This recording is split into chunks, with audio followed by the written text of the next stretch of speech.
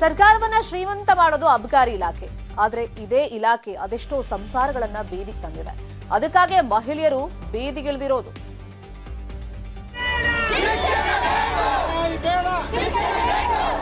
ಸಾರಾಯಿ ಬೇಡ, ಶಿಕ್ಷಣ ಬೇಕು, ಬೀರು ಬೇಡ, ನೀರು ಬೇಕು. ಇದು ಬಾಗಲಕೋಟೆ ಜಿಲ್ಲೆ ಬಾದಾಮಿ ತಾಲೂಕಿನ ಬಿಎನ್ ಜಾಲಿಹಾಳ ಗ್ರಾಮಸ್ಥರ ಕೂಗು. ಇಂದು ನಿನ್ನೆಯದಲ್ಲ, ಕಳೆದ 15 ದಿನಗಳಿಂದಲೂ ಇದೇ ಕೂಗು. ಗ್ರಾಮಕ್ಕೆ ಹೊಂದಿಕೊಂಡು ಬಾರ್ ಅಂಡ್ ರೆಸ್ಟೋರೆಂಟ್ ಶುರುವಾಗಿದೆ. ಅದರಿಂದ ತಮ್ಮ ಊರಿನ ಮಕ್ಕಳು ಕುಡಿತಕ್ಕೆ ಹೆಚ್ಚು ದಾಸರಾಗ್ತಿದ್ದಾರೆ. ಕುಡಿದು ಬಂದು ಹೊಡೆಯೋದು ಮಾಡ್ತಿದ್ದಾರೆ. ಇದ್ದ 1 ಎಕರೆ ಜಮೀನನ್ನ ಮಾರಿ ಕುಡಿಯೋದಾಗಿ ಹೇಳ್ತಾರೆ. ಹಾಗಾಗಿ ಬಾರ್ ಸ್ಥಳಾಂತರ ಆದ್ರೆ ನಮಗೆ ಅನುಕೂಲ ಆಗುತ್ತೆ ಅಂತಾರೆ. ಯಾರ ಹೆಂಗ ಇರೋಲ್ರಿ, ನಾನು ತ್ರಾಸ್ ಬಂತಂದ್ರೆ ಇಲ್ಲೇ ಉರ್ಲಾಕೊಂಡ್ಬಿಡ್ತೀನಿ. ಹಗ್ಗಾನು ಸರ್ಕಾರ ಕೊಳ್ರಿ, ನಾನು ಇಲ್ಲೇ ಉರ್ಲಾಕೊಂಡ್ಬಿಡ್ತೀನಿ ಸರ್. ನನ್ನ ಮಕ್ಕಳು ಬಡವಕ್ ಸಂಬಂಧ. ಜಾಲಿಹಾಳ ಗ್ರಾಮಕ್ಕೆ ಹೊಂದಿಕೊಂಡು 2 ಕಿಲೋಮೀಟರ್ ಅಂತರದಲ್ಲಿ ಗುರು ಬಾರ್ ಅಂಡ್ ರೆಸ್ಟೋರೆಂಟ್ ಕಾರ್ಯನಿರ್ವಹಿಸುತ್ತಿದೆ.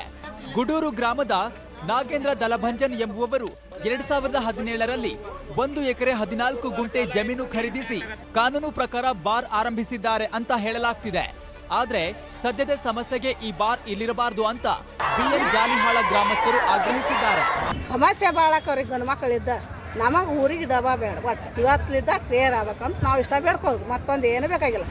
ಒಟ್ಟಿನಲ್ಲಿ ಗ್ರಾಮದ ಪಕ್ಕದಲ್ಲಿರುವ ಬಾರ್ ಸ್ಥಳಾಂತರಕ್ಕೆ ಒತ್ತಾಯಿಸಿ ಕಳೆದ 15 ದಿನಗಳಿಂದ ಗ್ರಾಮಸ್ಥರು ಸ್ಥಳೀಯವಾಗಿ ಹೋರಾಟ ನಡೆಸಿದ್ದಾರೆ. ಡಿಸಿ ಕಚೇರಿ ಮುಂಭಾಗ ಹೋರಾಟವೂ ನಡೆಯುತ್ತಿದೆ. ಜಿಲ್ಲಾಡಳಿತ ಏನ್ ಮಾಡುತ್ತೋ ಗೊತ್ತಿಲ್ಲ. ಮಂಜುನಾಥ್ ತಳವಾರ, ನ್ಯೂಸ್ 18 ಬಾಗಲಕೋಟೆ. 6 ಎಕರೆಯ ಕೆರೆಯಿಂದ 3 ಅಡಿ 6 ಅಡಿ ಜಾಗ ಆಗೋಗಿದೆ. ಜಾನುವಾರುಗಳಿಗೆ ಜೀವ ಜಲ ನೀಡ್ತಾ ಇದ್ದ ಕೆರೆಯಿಂದ ವಿಷ ಕಾರ್ತಾ ಇದೆ. ಒತ್ತುವರಿಯಿಂದ ಕೆರೆಯೇ ಮಾಯವಾಗುವಂತ ಸ್ಥಿತಿಗೆ ಬಂದಿದೆ.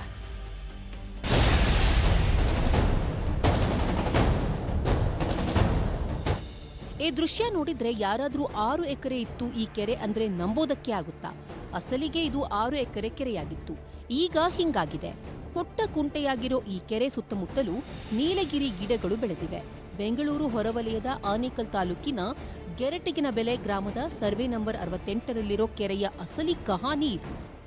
ನಾವು ಚಿಕ್ಕ ಮಕ್ಕಳಲ್ಲಿ ನಾವು ಈ ಕಡೆ ಎಲ್ಲ ಆಟ ಆಡಕ್ ಬರ್ತಿದ್ವಿ. ಊರಿನ ಪಕ್ಕದಲ್ಲೇ ಗ್ರಾಮಕ್ಕೆ ಹೊಂದ್ಕೊಂಡಿರುವಂತ ಈ ಒಂದು ಕೆರೆ ಇದ್ದು, ಮೊದಲು ಕೆರೆ ಇತ್ತಿದ್ದು. ಈ ಸಮಯದಲ್ಲಿ ಬಂದು ನೋಡುವಾಗ ನಾವು ಈ ಕಡೆ ಬಂದು ಓಡುವಾಗ ಬರೀ ಸಣ್ಣದ ಒಂದು ಕುಂಟೆ ಮಾತ್ರ ಕಾಣ್ತಿದೆ. ಈ ಊರಿನ ಗ್ರಾಮಸ್ಥರೇ ಕೆಲವರು ನೀಲಗಿರಿ ಗಿಡಗಳನ್ನೆಲ್ಲ ಹಾಕೊಂಡು ಒತ್ತುವರಿ ಮಾಡ್ಕೊಂಡಿದ್ದಾರೆ. ತಮಿಳುನಾಡು ಸೇರಿದಂತೆ ಗಡಿಭಾಗದ ಗ್ರಾಮದ ಜನ ಜಾನುವಾರುಗಳಿಗೆ ಇದೇ ಜೀವನಾಡಿ. ಗ್ರಾಮದ ಕೆಲ ಖಾಸಗಿ ವ್ಯಕ್ತಿಗಳು ಹಣದಾಸೆಗೆ ಕೆರೆಯನ್ನ ಒತ್ತುವರಿ ಮಾಡಿಕೊಂಡು ನೀಲಗಿರಿ ನೆಡುತೋಪುಗಳನ್ನಾಗಿ ಮಾಡಿ ಲಕ್ಷ ಲಕ್ಷ ಹಣ ಸಂಪಾದಿಸುತ್ತಿದ್ದಾರೆ. ಏನೋ ಕೆರೆ ಅಸ್ತಿತ್ವ ಇಲ್ಲದಿದ್ದರೂ ಎಂದಿಗೂ ಸರ್ಕಾರಿ ದಾಖಲೆಗಳಲ್ಲಿ ಸರ್ವೆ ನಂಬರ್ 68ರಲ್ಲಿ ಸರ್ಕಾರಿ ಕೆರೆ ಇರುವಿಕೆ ಬಗ್ಗೆ ಉಲ್ಲೇಖವಿದೆ. ಸರ್ಕಾರಿ ನೆಲನೇ ಗ್ರಾಮ ನಕ್ಷೆಯನ್ನು ತೆಗೆದುಕೊಂಡು ಬಂದ ನೋಡಿ ಅದನ್ನ ಅವರು ಬೋರ್ಡ್ ಅನ್ನು ಹಾಕಿದ್ದಾರೆ. ಆದ್ರೆ ಇಲ್ಲಿ ಕೆಲವೊಂದು ಕಿಡಿಗೇಡಿಗಳು ಏನ್ ಮಾಡಿದ್ದಾರೆ, ಅದನ್ನ ಕಿತ್ತಿ ಅದನ್ನ ಎಸೆದು ಕೆರೆ ಭಾಗದಲ್ಲಿ ಅವ್ರ ಗಿಡಗಳನ್ನು ನೆಟ್ಟಿ ಮುಂದುವರಿಸಿಕೊಂಡೇ ಹೋಗ್ತಾ ಇದ್ದಾರೆ. ಕಂದಾಯ ಇಲಾಖೆ ಅಧಿಕಾರಿಗಳು ಕೆರೆ ಜಾಗವನ್ನ ಗುರುತಿಸಿ ಸೂಚನಾ ಫಲಕವನ್ನ ನೆಟ್ಟು ಹೋಗಿದ್ದಾರೆ. ಆದ್ರೆ ಯಾರೋ ಕಿಡಿಗೇಡಿಗಳು ಸೂಚನಾ ಫಲಕವನ್ನ ಕಿತ್ತೆಸೆದಿದ್ದಾರೆ. ಜಾನುವಾರುಗಳ ಕುಡಿಯುವ ನೀರನ್ನ ಕಸಿದವರು ಈಗ ಅಧಿಕಾರಿಗಳ ಕಣ್ಣಿಗೆ ಕಾಣಿಸುತ್ತಿಲ್ಲವೇ? ಆದೂರು ಚಂದ್ರು, ನ್ಯೂಸ್ 18 ಆನೇಕಲ್. ಕೊರೋನಾ ಅದೆಷ್ಟು ಜನರನ್ನ ಬೀದಿಗೆ ತಳ್ತು, ಅಷ್ಟೇ ಜನರನ್ನ ನಿಜಕ್ಕೂ ಆತ್ಮನಿರ್ಭರ ಆಗಿ ಪರಿವರ್ತಿಸಿದೆ. ಇನ್ನೇನು ಎಲ್ಲವೂ ಮುಗಿಯಿತು ಅನ್ನುವಾಗಲೇ ಹೊಸ ಜೀವನವನ್ನ ಕಟ್ಕೊಳ್ಳೋದಕ್ಕೆ ಜೀವನ ಮಾರ್ಗವನ್ನ ತೋರಿಸಿದೆ.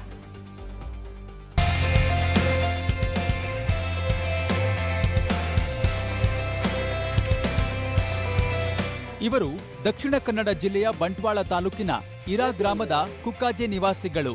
ಕೊರೋನಾ ಲಾಕ್ಡೌನ್ ಹೇರಿಕೆಯಾದ ಸಂದರ್ಭದಲ್ಲಿ ಗಾರೆ ಕೆಲಸ ಮಾಡ್ತಿದ್ದ ಸಚೀಂದ್ರ ಮತ್ತು ಜಯಲಕ್ಷ್ಮಿ ಕುಟುಂಬ ಉದ್ಯೋಗವಿಲ್ಲದೆ ಸಂಕಷ್ಟ ಅನುಭವಿಸಿತ್ತು.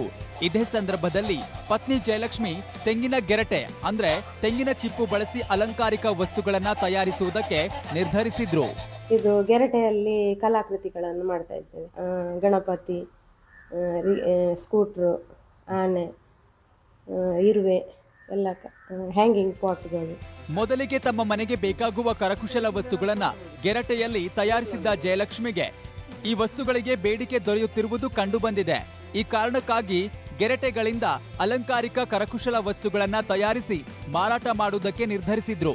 ಈ ಕಸುಬನ್ನ ಇನ್ನಷ್ಟು ಉನ್ನತ ಮಟ್ಟಕ್ಕೆ ಕೊಂಡೊಯ್ಯೋದಕ್ಕೆ ಸರ್ಕಾರದಿಂದ 75,000 ರೂಪಾಯಿಗಳನ್ನ ಸಾಲ ಪಡೆದು ಯಂತ್ರಗಳ ಮೂಲಕ ಕರಕುಶಲ ವಸ್ತು ತಯಾರಿಸಿದ್ದಾರೆ.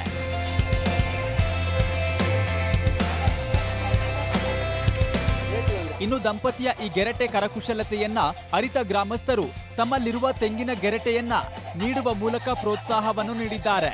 ಒಟ್ಟಿನಲ್ಲಿ ಕೊರೋನಾ ಸಂದರ್ಭದಲ್ಲಿ ಹುಟ್ಟಿಕೊಂಡ ಅಭಿರುಚಿ ಈಗ ಪ್ರಧಾನಿ ನರೇಂದ್ರ ಮೋದಿಯವರ ಆತ್ಮನಿರ್ಭರ್ ಆಗಿ ಬದಲಾಗಿದೆ. ಅಜಿತ್, ನ್ಯೂಸ್ 18, ಪುತ್ತೂರು.